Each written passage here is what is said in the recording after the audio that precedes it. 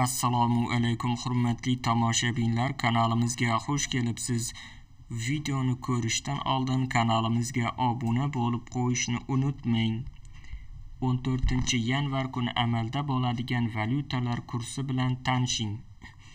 1 AQSh dollari 12.048 so'm 4 tiyin bo'lib 51 so'm 14 tiyinga arzonladi. 1 yevro kursi 14.062 so'm 47 tiyin bo'lib 71 so'm 79 tiyinga arzonladi. 1 Rossiya rubli 153 so'm 28 tiyin bo'lib 54 tiyinga arzonladi. 1 qozoq tengesi 23 so'm 63 tiyin bo'lib 10 tiyinga arzonladi. Videomiz yoqqan bo'lsa like bosing, kanalimizga obuna bo'ling.